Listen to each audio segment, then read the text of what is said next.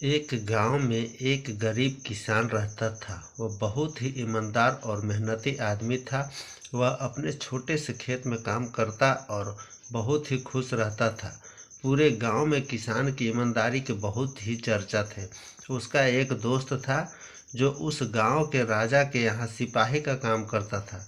वह किसान से उसके घर रोज मिलने जाता था। एक बार राजा ने अपने दरबार में एक ऐलान किया कि उसके बगीचे में काम करने वाला एक अच्छा सा कारीगर चाहिए जो उसके बगीचे के पेड़ पौधों और फूलों का ध्यान रख सके। राजा का यह ऐलान सुनकर किसान के दोस्त सिपाही ने सोचा कि यही मौका है कि किसान से मित्रता निभाने की। मैंने उसे यहाँ बगीचे में काम पर लगवा दूंगा। उसका वह मेरा साथ भी रहेगा एवं किसान का भला भी हो जाएगा। यह सोचकर उसने राजा से कहा कि महाराज, मैं आपके लिए एक ऐसे आदमी को लेकर आऊँगा जो यह काम अच्छे से कर लेगा। राजा ने उस सिपाही को आदेश दिया कि जाओ, कल से ही बगीचे में काम करने के लिए कह दो।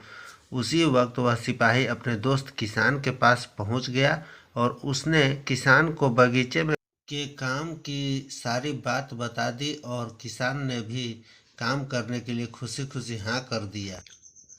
अगले ही दिन अपने दोस्त के साथ राजमहल पहुंच गया। सिपाही उसे राजा के सामने लेकर गया और राजा ने उस किसान को बगीचे की पूरी देखभाल का काम सौंप दिया।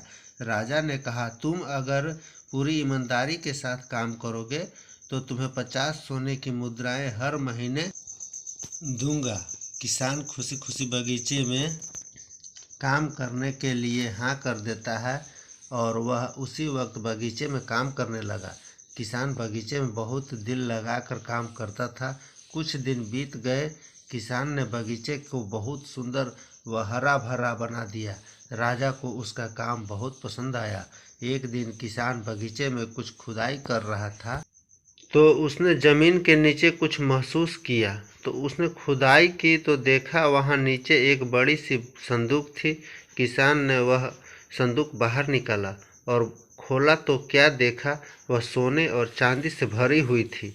यह देखकर किसान बहुत खुश हुआ और अपनी ईमानदारी दिखाते हुए राजा के पास पहुंचा।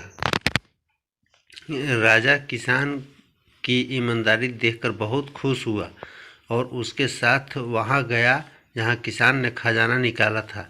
राजा ने देखा तो कहा कि यह खजाना तो हमारे पुरखों का है। हम कई वर्षों से इसे खोज रहे थे। खजाना देखकर राजा बहुत ही खुश हो जाता है। राजा अगले दिन किसान को पूछता है कि तुम्हें क्या इनाम चाहिए। किसान बोला, मालिक, मुझे कुछ नहीं चाहिए। मेरे पास जो भी है मैं उसी में खुश हूँ। राजा उसकी इतनी अच्छी बात सुनकर और खुश हो गया और उसने किसान को अपना मंत्री बनाने का फैसला किया। किसान ने राजा की बात मान ली और मंत्री बन गया।